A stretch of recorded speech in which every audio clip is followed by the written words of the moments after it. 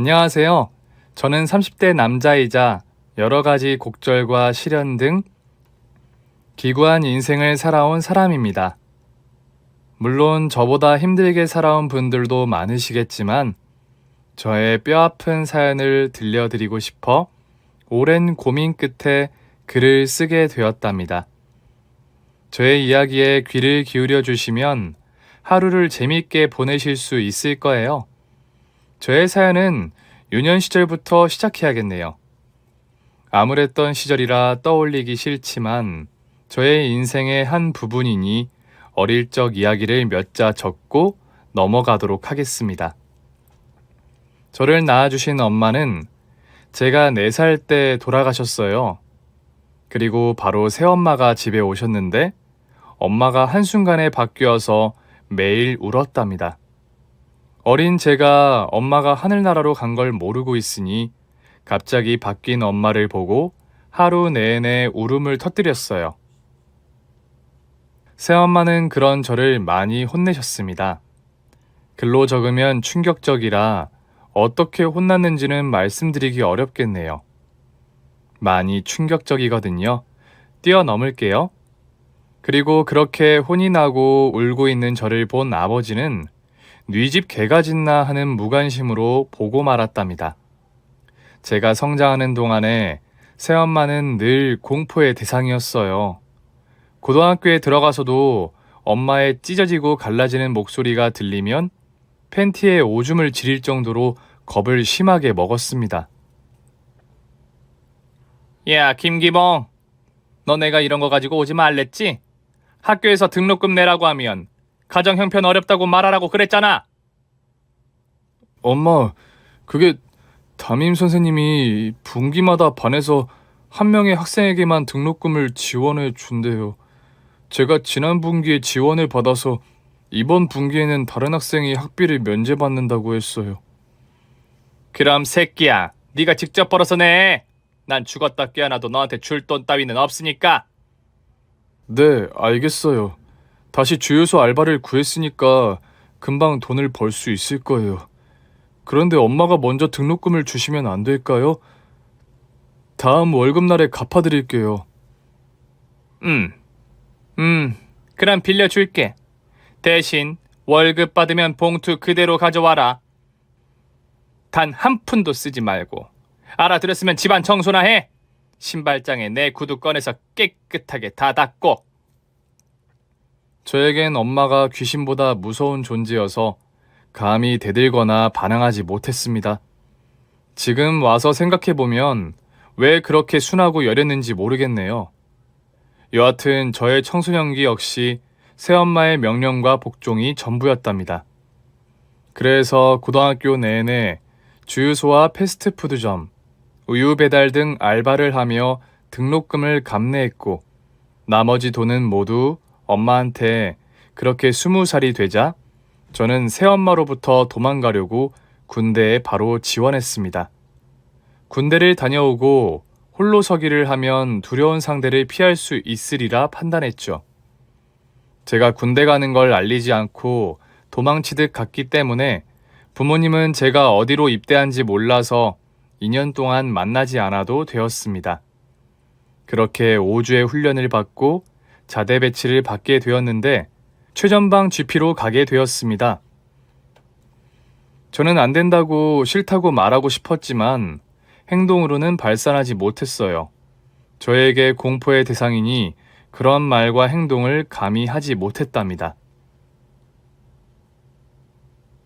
실탄을 장전하고 근무를 서는 아주 위험한 곳이었죠. 북한 부대가 철망 너머로 바로 보이는 최전방이라 24시간 내내 긴장을 늦출 수 없었습니다. 근무가 힘들긴 했지만 훈련을 따로 하지 않고 내무 생활도 편했어요. 특히 무섭게 갈구고 괴롭히는 사람이 하나도 없었답니다. 처음 입대할 때 새엄마 같은 사람을 만나게 되면 어쩌나 했는데 모든 선임들이 착하고 좋은 사람들이라 새엄마와 살 때보다 100배는 행복한 군 생활을 보내게 되었어요. 1년의 세월이 흐르고 짝대기 3개인 상병을 달았고 초소 근무를 후임병과 나가게 되어 제 어깨가 무거워졌습니다. 그러던 어느 평일에 새벽 근무를 나가게 되었어요. 저희 GP는 근무 시간이 꽤 길기 때문에 새벽 3, 4시에 나가면 오전 내내 풀로 근무를 서야 했답니다. 어쨌든 1년 동안 아무 사건과 사고 없이 무탈하게 경계 근무를 섰는데 그날은 뭔가 느낌이 달랐습니다. 매일 걷는 길인데도 익숙하지 않은 기분이었답니다. 저와 후임병 1명과 당직 부사관 1명이 같이 경계 근무를 나갔습니다.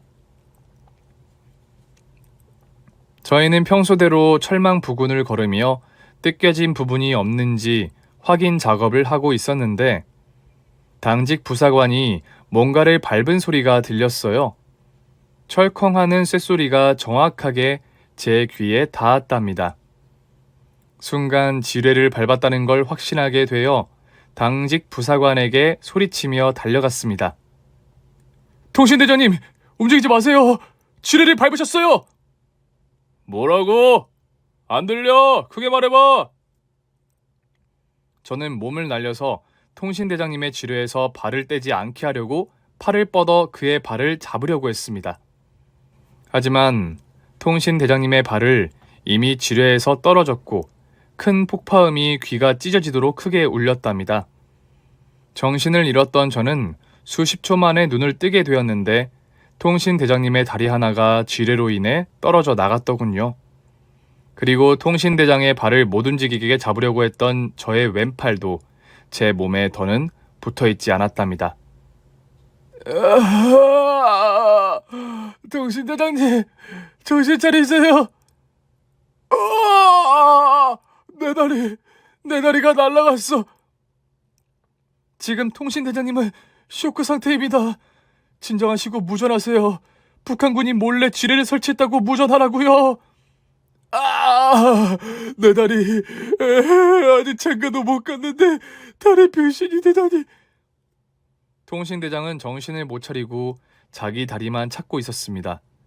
그리고 제 후임병은 제 뒤에 있었는데 저와 통신대장의 팔다리가 떨어져 나간 걸 보고 실신한 상태였어요. 그래서 이 사고를 본부에 알리기 위해 바닥을 기어 초소 무전기 앞으로 가서 송수화기를 누르고 전했습니다. 여기는 독수리. 본부 응답하라 오바. 여기는 본부. 보고할 내용 있으면 전하라 오바. 북한군이 초소 앞 철망 근처에 지뢰를 씹었습니다. 통신대장의 다리가 절단되었고 보고자인 저 김기봉 상병은 왼팔이 잘려나갔습니다 오바. 뭐? 지뢰를 밟았다고? 기봉아, 조금만 참고 기다려라. 무전을 마치고 뒤를 돌아봤더니 후임병이 정신을 차리고 통신대장의 다리를 지혈하고 있었습니다. 그 모습을 보고 저도 똑같이 군복을 이빨로 뜯어 지혈하기 시작했죠. 그런데 피를 많이 흘려서 그런지 바로 정신을 잃고 말았답니다. 그리고 아주 오랜 시간을 자고 일어났더니 국군 병원이었습니다. 고개를 조금도 움직일 수 없을 만큼 고통스럽고 힘들었는데 한편으로는 제 팔이 어떻게 되었는지 보지 않게 되어 다행이라는 생각을 했어요. 의사가 제 팔을 다시 붙였는지 아니면 아무것도 못했는지 당장 확인할 용기가 없어 고개를 옆으로 돌리지 않고 천장만 보고 눈을 감았다 떴다를 반복했습니다. 며칠 동안 고개를 왼팔 쪽으로 돌리지 않고 있었는데 간호장교가 이제 식사를 해야 한다며 접이식 상을 펴더군요. 그리고 도움을 받아 몸을 일으켰는데 저의 왼팔은 예상대로 보이지 않았답니다. 나중에 군의관에게 듣기를 저의 왼팔은 산산조각이 나서 수술 자체가 불가능했다고 하더라고요. 저는 충격이 있긴 했지만 목숨을 구한 것만으로도 행운이라는 긍정적인 생각을 했답니다. 몇 달간 입원 치료를 받다가 곧 부대에 복귀했더니 철망 지뢰 사건 이후 부대에 지뢰 제거팀이 파견 나와 매일 샅샅이 검사하고 있더군요. 이젠 이런 사건이 절대 일어나지 않길 바랐네요. 여하튼 저는 한 팔을 잃었기 때문에 의가사 제대 명령을 받게 되었습니다. 부대원들과 인사를 나누고 사회로 돌아가게 되었습니다. 막막하고 두려웠지만 어떻게든 살아남아 보기로 결심했죠. 그렇게 의가사 전역을 하고 먼저 부모님 집으로 향했습니다. 같이 살 건 아니었지만 부모님께 제 소식을 전해야 할 것 같아 잠시 들르기로 했죠. 그렇게 무서웠던 새엄마와 무관심한 아버지를 만나면 무슨 말을 해야 할지 고민을 하며 초인종을 눌렀는데 현관문을 열고 나온 건 처음 보는 노인이었습니다. 저는 그분이 새엄마의 어머니인 줄 알고 인사를 올렸습니다. 안녕하세요. 저 기봉이인데요. 아버지랑 엄마 안에 계신가요? 총각은 누구야? 여긴 나 혼자 사는 집인데. 네? 혹시 김수철 씨랑 이옥자 씨가 사는 집 아닌가요? 전 주인을 말하는 것 같네. 이보게 총각, 나는 작년에 이사 와서 혼자 사는 노인네야. 총각이 말한 사람은 아무래도 전 주인인 것 같네. 아이고, 군대를 다녀왔는데 부모가 이사를 간 모양이야. 그런데 팔은 어쩌다 그렇게 됐수? 아, 새로 이사 온 분이었군요. 실례했습니다. 할머니, 그럼 안녕히 계세요. 부모님이 이사를 했다고 하시니 등본을 떼어보면 새로운 주소가 나올 거였습니다. 하지만 저는 그렇게까지 해서 부모님을 찾고 싶지는 않았어요. 그냥 이대로 각자의 삶을 사는 게 낫겠다고 판단했죠. 그래서 그때부터 홀로 서기를 하려고 군대에서 모은 돈을 가지고 옷 한 벌을 샀습니다. 팔이 하나 없어서 사복을 입은 제 모습이 무척이나 어색했지만 부끄러운 생각은 들지 않았습니다. 다른 사람들도 제 팔을 보면 무슨 사정이 있을 거라 여기며 나쁜 시선으로 보지 않을 것 같았어요. 하지만 처음 일자리를 구하려고 찾아간 인력사무소에서 저를 보자마자 나가라는 손짓을 하더군요. 아씨, 재수없게 팔 병신이 찾아오고 지랄이야? 야, 너 같은 놈이 일할 곳은 없으니까 나가! 그 몸으로 뭘 하겠다고 여길 찾아온 거냐? 소장님, 저 아무 일이나 다 할 수 있습니다. 무슨 일이든 시켜만 주세요. 제 팔은 군대에서 지뢰사고로 잃게 되었습니다. 제 목숨이 질긴 걸 아시겠죠?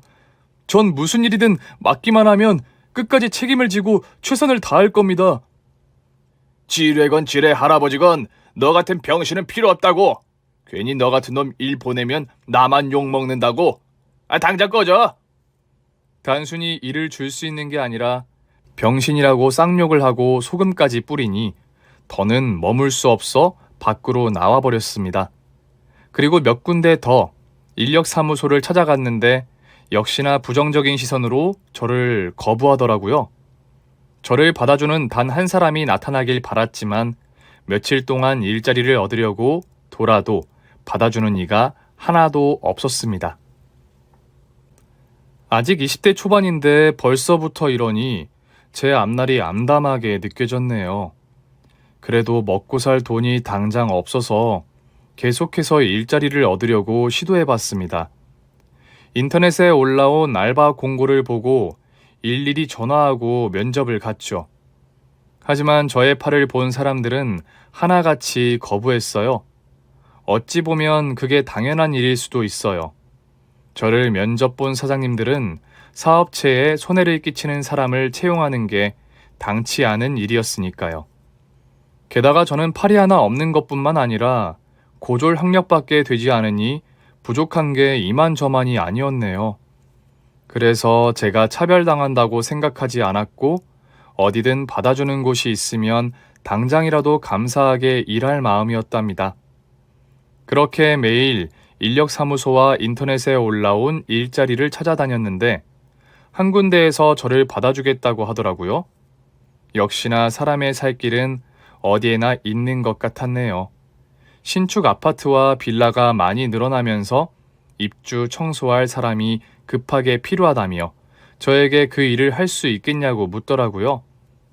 당연히 저는 시켜주는 일이 무엇이든 기대 이상으로 하겠다고 강한 열정을 보여드렸습니다. 그래서 입주 청소 일을 하면서 돈을 벌게 되었어요. 인력 소장님은 저의 성실함을 인정해 주시고 입주 청소 말고도 다른 일을 추천해 주셨습니다. 공사장에서 쓰레기를 치우고 정리할 인부가 하나쯤은 필요하다며 저에게 일당을 많이 주는 공사장으로 보내주셨답니다. 인력 소장님이 워낙에 인맥이 넓고 평판이 좋으셔서 팔이 하나 없는 제가 일을 맡았어도 아무도 뭐라 하지 못했어요. 다만 저의 팔을 보고 비아냥대고 조롱하는 인부가 몇 명 있었네요. 어이, 왜 팔이? 너 똥 싸고 오른손으로 닦냐? 밥도 오른손으로 먹고. 이봐, 똥 싸고 오른손으로 닦지 않아? 난 오른손으로 닦는데. 에이, 등신아. 우리가 손이 왜 두 개인데? 밥 먹는 손 따로 있고 똥 닦는 손 따로 쓰라고 두 개인 거야. 하여튼 공사장에 무식한 것들이 천지라니까. 야, 왜 팔이? 너 내려가서 음료수 좀 가져와라. 팔 하나라고 조금만 들고 오지 말고 발로 들어서라도 10병 다 가지고 와. 네, 알겠습니다. 금방 다녀올게요. 다들 저 빙신 좀 부려먹어. 저 자식은 쓰레기 청소만 하고 우리랑 똑같은 일당을 받아가니까. 그것이 참말이오?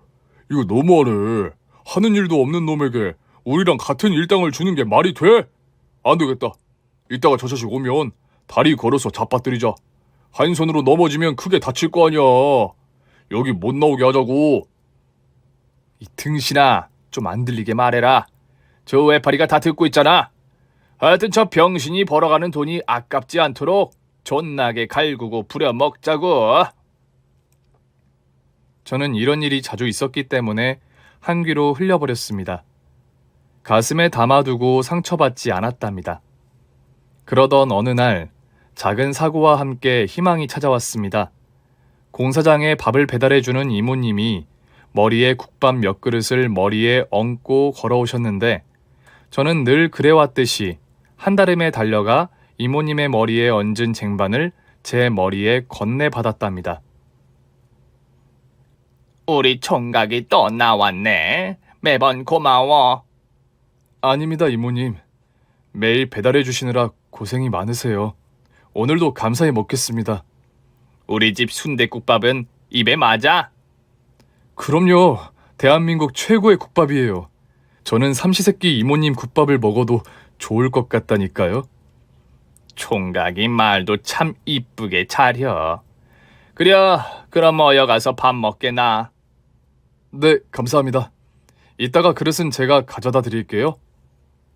그렇게 감사 인사를 전하고 돌아서서 쟁반을 머리에 얹고 공사장 안에 다가가는데 저를 싫어하는 인부가 몰래 다리를 걸었답니다. 저는 그대로 앞으로 넘어지며 순댓국을 모두 엎어버렸고 얼굴도 바닥에 부딪히는 바람에 심하게 다쳤습니다. 인부는 껄껄 웃으면서 조롱하더군요. 아, 왜 팔이? 도대체 제대로 하는 게 뭐야? 이깟 밥도 못 나르면서 일당 챙겨받는 거 양심에 찔리지 않냐? 빙신 새끼야. 그냥 장애인 연금이나 받고 빙신으로 살아. 괜히 돈 벌겠다고 와서 남의 속을 박박 긁지 말고. 난 너 같은 빙신이 편하게 돈 버는 걸 보면 아주 천불이나. 아저씨, 제가 아무리 싫어도 그렇지 왜 다리를 걸어 넘어뜨려요? 이 귀한 음식을 모두 엎어버렸잖아요. 지랄을 허네. 이깟 순댓국이 뭐가 귀하다고 연병이야? 아니다. 너 같은 빙신한테는 특식이겠네. 그러고 보니 너 여기서 밥도 공짜로 처먹고 있네. 아주 호강하면서 사는구나, 이 외파리 새끼야.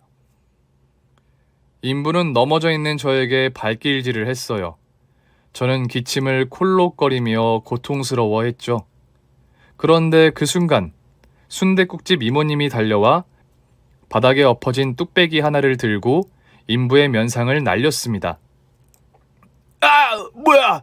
아줌마 지금 뭐하는 짓이야? 이 부모를 욕먹게 하는 후레자식아. 네가 뭔데 이 총각을 넘어뜨리고 발길질을 해?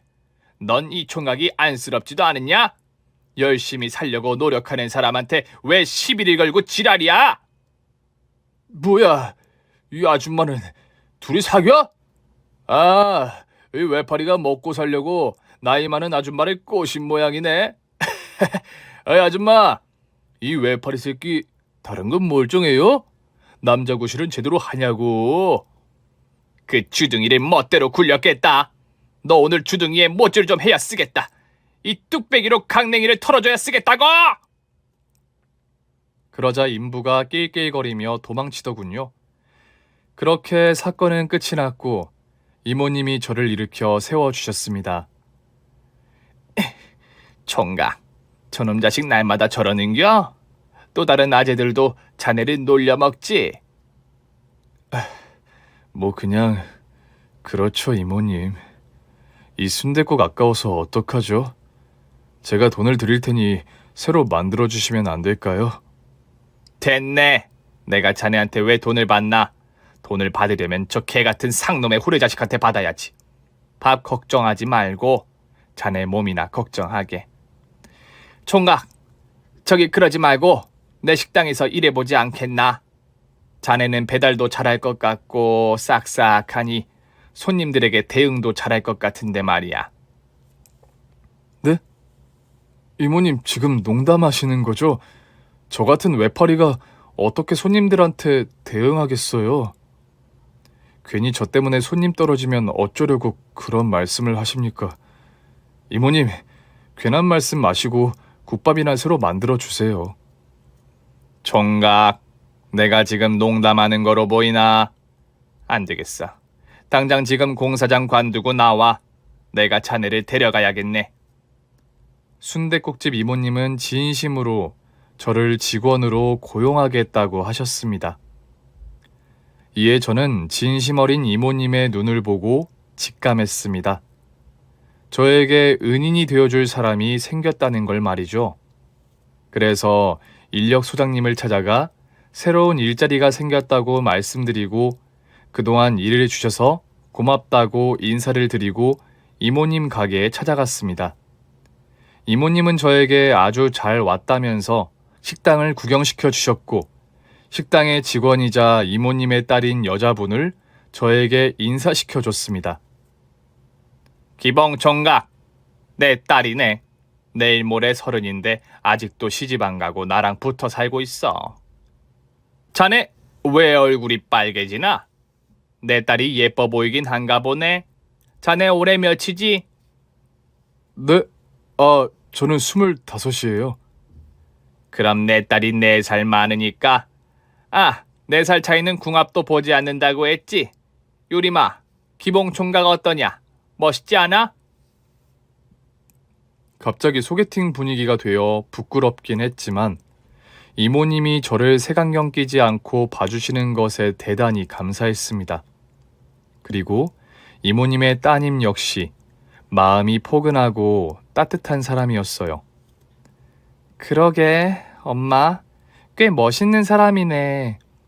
그동안 엄마가 왜 칭찬했는지 알 것 같다고. 기봉 씨라고 했죠. 우리 앞으로 잘 지내봐요. 일은 천천히 배우기로 하고 일단 밥부터 먹어요. 금방 국밥 한 그릇 드릴게요. 네, 고맙습니다. 누님. 뭐? 누님? 에이씨, 방금 우리 엄마가 궁합도 안 보는 사이라고 일러줬는데 누나 동생으로 선을 그어버리네. 유림 씨라고 불러요. 알았어요? 네, 알겠습니다. 유림 씨. 고맙습니다. 그렇게 유림 씨가 주는 순댓국을 맛있게 먹고 주방에 들어가 일을 배웠습니다. 팔이 하나인 제가 분주하게 움직이며 일을 배우자 기특해 보였는지 바로 국을 끓여 홀로 서빙을 내보내셨습니다. 이에 저는 손님이 불쾌하면 어쩌나 하는 마음으로 조심스럽게 서빙했습니다. 그런데 손님들은 생각보다 좋은 사람이 많았어요. 제 팔을 못 본 척 해주는 사람들이 대부분이었고 간혹 가다가 어쩌다 팔을 잃었냐고 묻는 분들이 있었답니다. 하지만 공사장 인부들처럼 저에게 병신이라는 막말을 하는 사람은 거의 없었어요. 술에 취해 실수하는 사람 몇 명이 전부였어요. 식당 일은 저에게 아주 잘 맞았어요. 일이 재밌기도 하고 제가 쓸모 있는 사람이라는 게 시시때때로 느껴져서 만족감이 높았답니다. 그리고 이모님의 딸인 유림 씨와 사귀게 되었어요. 저같이 모자란 사람을 있는 그대로 좋아해주고 아껴주는 덕에 제가 그 마음에 깊이 빠지게 되어 헤어나올 수 없을 만큼 깊은 사랑에 빠졌답니다. 이모님은 저희 둘이 사귀는 걸 적극적으로 지지해 주신 것도 모자라 하루빨리 결혼하라고 부채질까지 하셨어요. 기봉아, 언제까지 내 딸이랑 연애만 할 거야? 빨리 데려가 살아. 제 나이가 벌써 31야. 옛날 같았으면 초등학생 자식이 있었을 나이라고. 결혼이요? 어머님, 제가 가진 게 없는데 유리미를 저한테 시집 보내고 싶으세요? 자네가 가진 게 왜 없어? 남들에게 없는 비단결 같은 착한 마음씨가 있잖아. 돈이 앞으로 잘 벌 테니 걱정하지 말고 자네도 내 딸을 진심으로 원한다면 하루빨리 결혼하게. 물론 저도 여자친구와 결혼이 하고 싶긴 했지만 가진 게 정말 아무것도 없어 청혼하지 못했답니다.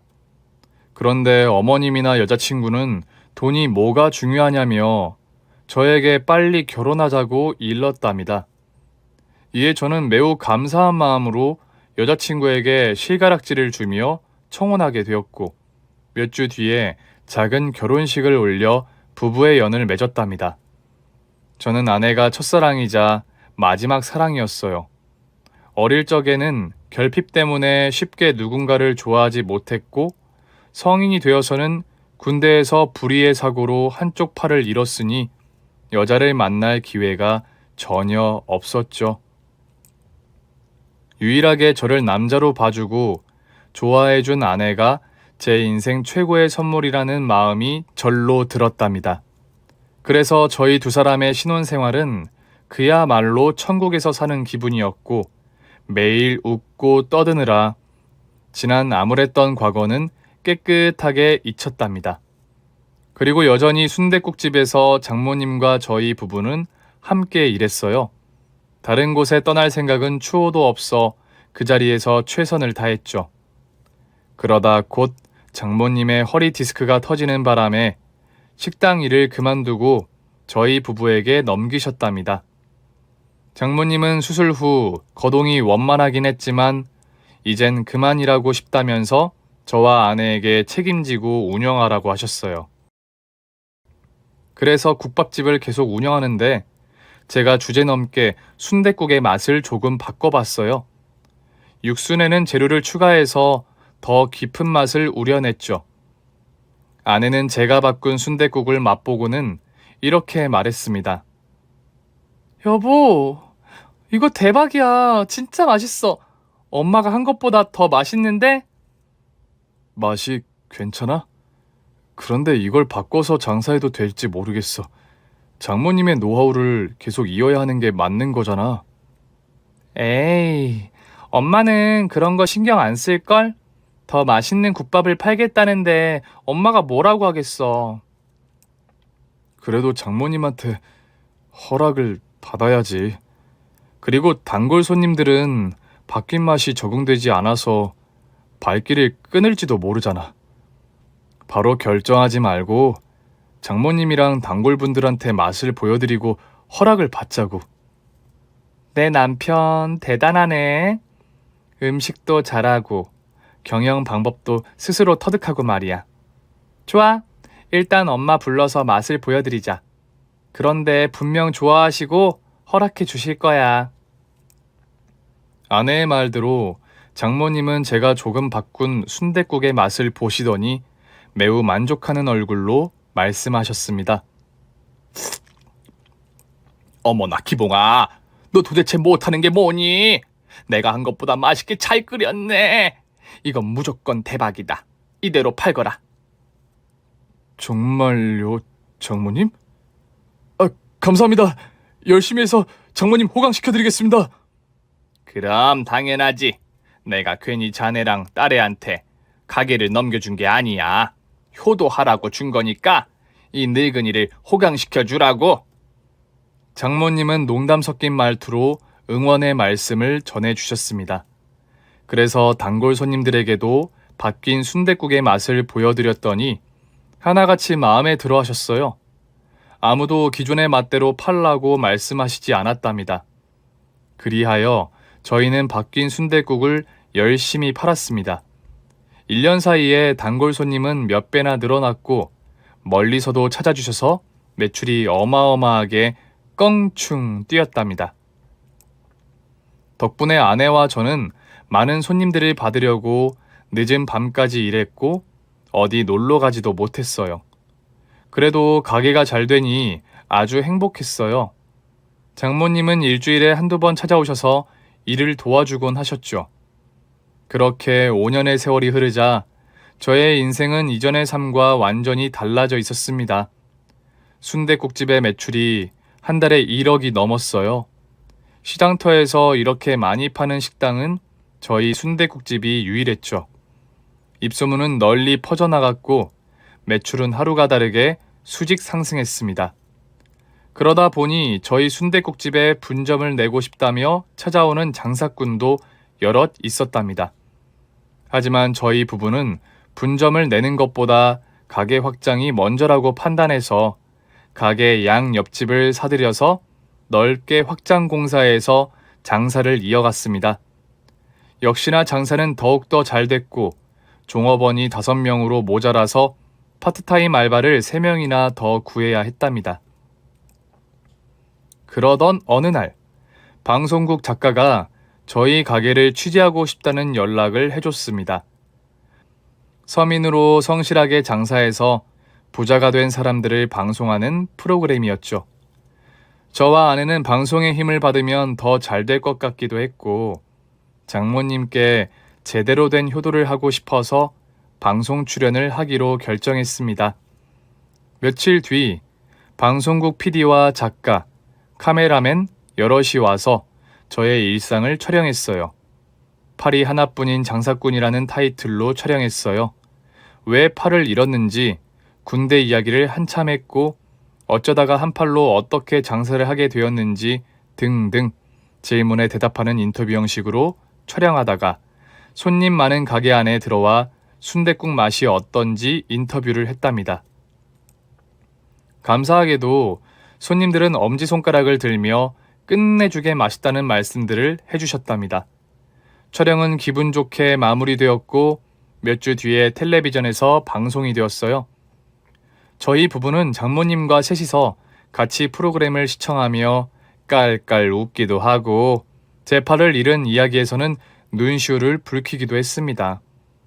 여하튼 장모님께 효도도 하고 아내와 더 돈독하고 깊어지게 된 계기가 되었습니다.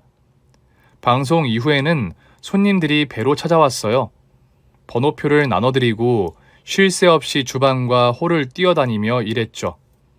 그러다 마감을 하게 되면 아내와 저는 녹초가 되어 홀 의자에 앉아 서로의 어깨를 주물러주고 휴식을 취했답니다. 방송이 나간 지 얼마 뒤에 마감하고 정리하던 중 보고 싶지 않은 얼굴을 마주하게 되었습니다. 여기 맞네. 여보, 여기 우리 아들이 있어. 오, 기봉이 많네. 이야, 너 진짜 성공했구나. 저는 두 사람의 얼굴을 보고 본능적으로 뒷걸음질을 했습니다. 기봉아, 너 지금 뭐 하는 거니? 엄마 아빠를 봤으면 정중하게 인사부터 해야지. 그동안 잘 지내셨어요? 아버지, 엄마? 아니, 못 지냈다. 네 아버지가 무능해서 내가 옆에서 개고생하면서 살았어. 너 외팔이 된 건 방송 보고 알았다. 이런 병신이 됐으면 우릴 찾아와 걷어달라고 할 것이지. 왜 연락을 끊고 산 거니?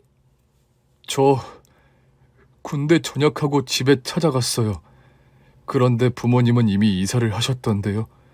연락처도 바꾸셔서 저랑 인연을 끊으려고 하신 줄 알았어요. 예, 천륜을 끊는 게 말이 됐니? 그리고 우리가 널 얼마나 귀하게 키웠는데 그딴 헛소리를 하는 거야. 그때 우리가 이사를 간 건 다 사정이 있어서 그런 거야. 여하튼 그게 중요한 게 아니고 우린 오늘 기봉이 너한테 할 말이 있어서 왔다. 네 옆에 마누라니? 기봉이 넌 어쩜 결혼한 여자도 똑같냐? 시부모를 봤으면 깍듯이 인사하고 앉으라는 말을 해야 하는 거 아니야? 그러자 아내가 뒤늦게 부모님을 보고 인사했습니다. 아내는 제가 어릴 적 어떻게 살아온 줄 알고 있어 건성으로 말했어요. 여기 앉으세요. 어떻게 국밥이라도 한 그릇씩 드실래요? 기본 크기는 8,000원이고 특사이즈는 9,000원인데 뭘로 드릴까요? 어머나 얘 좀 봐라. 지금 우리한테 장사를 하려고 하네. 이거 아주 웃기는 년이네. 야, 넌 그냥 조용히 구석에 찌그러져 있어라. 기봉이랑 긴이 할 말이 있으니까. 싫은데요? 제 남편의 일이니 저도 같이 드릴 거예요.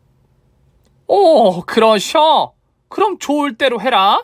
어차피 나중에 다 들을 테니. 앉아서 첫 듣든지 말든지 알아서 하라고. 야, 기봉아. 넌 이렇게 성공했으면 우릴 찾아와서 효도해야 하는 거 아니니? 내가 널 15년은 키워줬는데 어쩜 그렇게 입을 싹 닫고 혼자만 잘 사는 거야? 엄마, 그게 이 식당은 제 것이 아니라 장모님 거예요. 저는 그냥 일하는 종업원이라고요.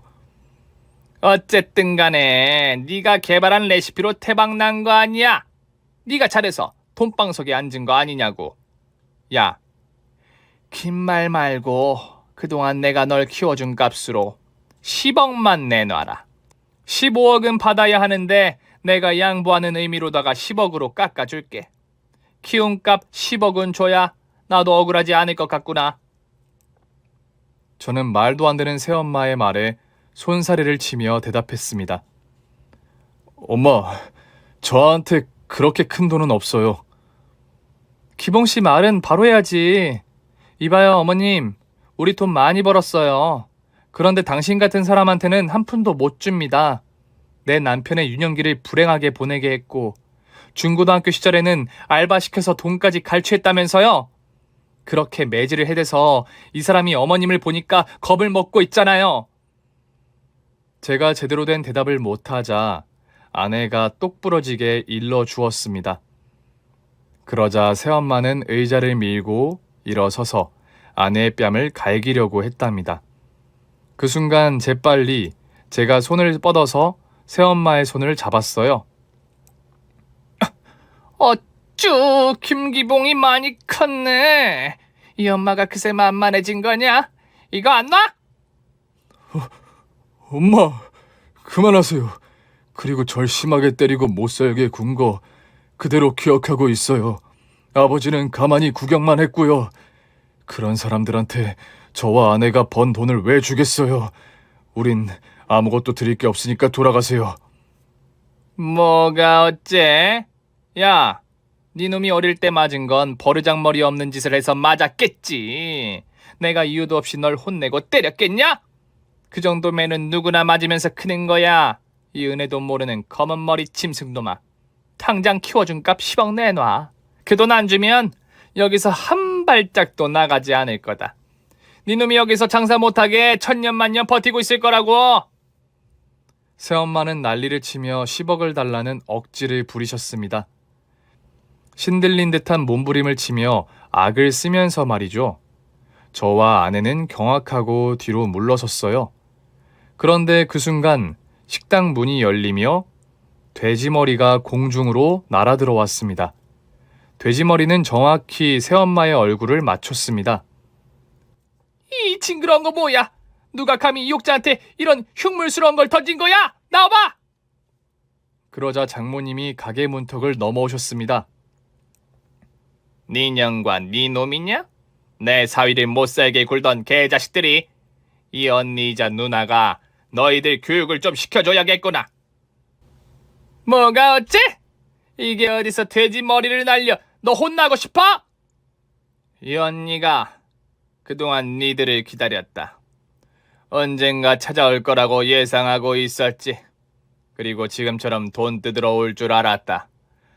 난 너희들을 오늘 능지처참해줄 거야. 바닥에 납작 엎드려 밥을 핥아먹게 만들어주마, 이 사악한 개자식들아! 장모님은 돼지 머리를 잡아 들더니 새엄마와 아버지를 향해 휘둘렀습니다. 방긋 웃고 있는 돼지 머리는 부모님의 면상을 사정없이 박아댔답니다. 돼지 얼굴이 일그러지도록 엄청나게 두들겨 패줬죠. 한참을 두들겨 맞은 부모님은 바닥에 널브러져 숨을 쌕쌕 내쉬며 그만하라고 손짓했답니다. 이봐요, 사돈! 그만하세요. 우린 그저 돈만 받고 나갈 겁니다. 내가 아들놈을 15년이나 키웠는데 그 값은 받아야 하는 게 마땅하지 않겠어요? 아직 덜 맞았구나. 15년 동안 괴롭게 삶을 산 내 사위에게 싹싹 빌어도 모자랄 판에 돈을 달라고. 그래서 얼마나 받아가려고? 10억이요. 그 정도는 받아야죠. 그래야 나도 억울하지 않을 거 아닙니까? 아, 10억? 그럼 내가 10억 원어치 때려줄게. 돼지 머리가 으깨져서 죽이 될 때까지 맞아봐라. 진짜 미친년이네. 그만 때려, 이 돼지년아. 너와 네 남편은 오늘 이 김순덕이한테 돼지리라. 장모님은 정말 살벌하게 돼지 머리를 휘둘러서 부모님의 면상과 사지를 쉴 새 없이 내려쳤습니다. 그리고 아내가 주방에서 돼지 머리를 하나 더 가져오더니 장모님과 똑같이 처참하게 돼지 머리 몽둥이질을 시작했습니다. 엄청나게 맞은 새엄마와 아버지는 머리를 감싸고 무릎을 꿇고 앉았습니다. 사돈! 그만하세요. 알겠어요. 10억은 없던 거로 하겠습니다. 대신 5억만 받아갈게요. 모두를 위해서 이만하면 그럴싸한 제안 아닌가요? 와! 그만 때리세요. 알겠어요. 1억! 더 이상은 흥장 안 됩니다. 1억만 받고 나갈게요. 1억? 그럼 1억 원어치 때려줄게. 아직 100만 원어치 밖에 때리지 못했으니까 9,900만 원어치 더 맞아라! 야! 진짜 무식하게 뭐하는 짓이야? 여보, 우리 나가자. 튀자고! 돈이고 뭐고 맞아 죽게 생겼단 말이야. 나도 나가고 싶은데 두 여자가 우릴 계속 베고 있잖아. 여보, 아무래도 빌어야겠어. 싹싹 빌고 나가자. 씨파, 여기서 뭘 더 빌라는 거야? 알았어. 저기 사돈, 며느라, 그만 멈춰봐요. 우리 아들 기봉이한테 사과할게요. 그러면 우릴 내보내줄 거예요? 1억 원어치 맞고 나가지. 왜 벌써 포기하고 그래? 언니가 돈 줄게. 몸으로 떼고 1억 받아가. 아니에요. 돈이고 뭐고 사지 멀쩡하게 나가는 게 훨씬 낫겠어요. 그래? 그럼 내 사위한테 빌어봐라. 만약 내 사위가 용서해주지 않으면 1억 원어치 맞고 돈도 못 받고 나가는 거야. It's okay? 장모님과 아내는 잠시 돼지 머리 찜질을 멈추었습니다. 그리고 아버지와 새엄마가 저에게 사과를 시작했답니다. 기봉아, 이 엄마가 널 때리고 잡은 건 단순한 훈육이었어. 그리고 네가 알바해서 받은 돈을 빼앗은 건 네가 허튼데 돈을 쓸까봐 저축을 한 거야. 맞아, 네가 준 돈은 통장에 고스란히 있다고. 훈육이요? 그 어린애가 그만하라고 울부짖었는데도 멈추지 않고 때린 게 훈육이라고요? 당신은 내가 죽는 그날까지, 아니, 죽어서도 용서하지 않을 겁니다. 아버지 당신도 마찬가지고요. 당신들이 아니었으면 내가 군대로 도망가지 않았을 거고 이렇게 팔을 잃지도 않았을 거라고, 이 개같은 것들아. 니들은 오늘 내 진짜 부모인 장모님한테 돼지게 쳐맞고 기어나갈 거야. 이 후레 자식 좀 보소. 사진 멀쩡하게 키워줬더니 엄한 데서 외파리가 되어 돌아와서 우릴 탓하네? 야, 팔병신, 넌 그냥 빙신이 될 팔자였던 거야. 어디서 싸가지 없이 부모 탓을 해? 내가 너한테 사과한 거 취소다. 이 후레 자식아. 이판사판이야. 여보, 이것들 다 조져버리자. 그래, 나도 더는 못 참아. 이것들 다 조져버리고 계획한 대로 10억 뜯어내고 나가자고. 두 사람은 바닥에서 일어나 아내와 장모님의 팔을 잡고 반격했습니다. 그래서 저도 아버지와 새엄마를 향해 돌진해 힘겨루기를 했답니다. 그렇게 누가 이기는지 끝장을 보려는데 식당 문이 열리며 단골 손님들이 들어오더군요. 4명의 단골은 시장 상인이었고 가게를 닫고 지나가는 길에 시끄러운 소리가 들려 들어왔답니다. 그런데 상황을 대충 인지하고는 바로 손에 저희 가게에 있던 기다란 순대를 한 줄씩 집어 들고는 새엄마와 아버지를 향해 휘둘렀습니다. 7대2로 싸움을 붙자 당연히 저희 쪽이 유리하게 되었습니다. 부모님은 돼지머리와 순대로 실컷 응징당하고 나서야 포기하고 살려달라고 소리쳤답니다. 그러자 장모님이 주방에서 소금 단지를 낑낑대면서 들고 와 부모님 머리 위에 쏟아버렸어요. 이 재수온 붙은 인간 쓰레기의 기생충 같은 것들아! 다시는 내 사위 앞에 나타나면 소금에 절여서 순댓국에 집어넣어서 지나가는 똥개 새끼한테 먹이로 줄 거야! 당장 꺼져! 여보, 얼른 나가자. 다시는 찾아오지 말자고. 그래, 여기 너무 무섭다. 우리가 돈 뜯을 곳이 못 돼. 두 사람은 꽁진하게 도망갔는데 팔다리를 다쳐서 바닥을 영차 하며 기어서 나갔습니다. 2마리의 벌레처럼 말이죠. 저는 이 모든 일이 끝나고 장모님과 아내에게 감사를 표했습니다. 장모님, 감사해요. 장모님이 아니었으면 저는 아무 말도 못하고 맞기만 했을 거예요. 아직도 새엄마가 무섭거든요. 여보, 당신한테도 고마워. 기봉아, 너한테는 이제 새엄마라는 존재는 없어. 아버지라는 것도 마찬가지고. 너에게 부모는 나 하나야. 알겠니? 네, 장모. 아니, 어머니, 감사합니다. 저는 아내와 어머니를 꽉 끌어안고 눈물을 한바탕 실컷 흘렸답니다. 그렇게 저를 고통 속에 살게 했던 부모님은 다시는 찾아오지 않았어요. 들리는 소문으로는 남의 돈을 빌리고 갚지 않아서 감옥에 갔다고 하더라고요. 저는 굳이 사실 확인하지 않았습니다. 두 사람이 어떤 인생을 살든지 저와는 아무런 사이가 아니었으니까요. 그렇게 어린 시절의 악몽을 끝내고 아내와 장사를 열심히 하며 일상을 보냈답니다. 그러던 어느 날 노숙자 하나가 가게에 들어오더군요. 저는 그 노숙자가 누군지 단번에 알아봤어요. 공사장에서 청소와 심부름을 할 때 저에게 팔 병신이라고 욕하고 다리를 걸어 넘어뜨리던 인부였죠. 기봉아, 너 출세했다. 아저씨는 꼴이 말이 아니네요. 왜 이렇게 된 거예요? 다리는 왜 저러요? 공사장에서 일하다가 고층에서 떨어졌다. 그래서 다리 빙신이 됐지. 보험금으로 나온 돈은 죄다 도박으로 까먹고 집도 절도 없이 길바닥의 인생을 살고 있다. 그러셨어요?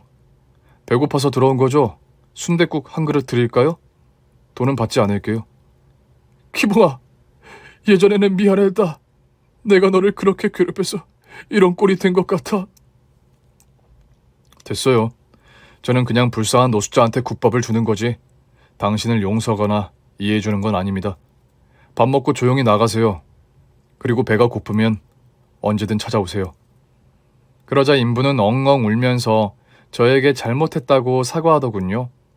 자신이 과거에 왜 그렇게 모질게 굴었는지 자기도 모르겠다며 용서를 구걸했습니다. 하지만 저는 사과 따위는 받아주지 않았어요. 제가 장사하고 성공하면서 느낀 게 있는데 뭔지 아세요? 아저씨 같은 부류는 평생 약자한테만 이겨먹고 가지고 놀려고 한다는 거예요. 제가 지금 아저씨보다 강해졌으니까 빌빌 기는 거죠. 만약 내가 여전히 공사장에서 심부름하고 있었으면 이렇게 무릎을 꿇겠냐고요. 그러니까 사과는 집어치우고 밥이나 처먹고 꺼져, 이 개자식아. 그리고 반말하지 마. 나 이 가게 사장이야. 네, 알겠습니다, 사장님. 밥만 먹고 조용히 나갈게요. 앞으로 자주 좀 얻어먹게 해주세요. 그래, 많이 먹고 가라, 이도수자 놈아. 저는 그를 무시하며 과거에 받았던 걸 그대로 되갚아줬습니다. 이후에도 계속 밥을 얻어먹으러 올 때마다 자존심을 세게 밟아주었네요. 여기까지가 제가 얼마 전까지 있었던 일이네요. 참, 좋은 소식도 있어야 진정한 사연의 끝이 아니겠습니까? 제 아내가 쌍둥이를 임신해서 올해 가을에 출산할 예정입니다. 그리고 저의 어머니가 된 장모님과 한 집에서 살기 시작했습니다. 조금 있으면 3대가 한 집에서 행복하게 살 것 같네요. 그럼 행복한 삶을 살 수 있도록 여러분의 따뜻한 댓글을 달아주시길 바랍니다.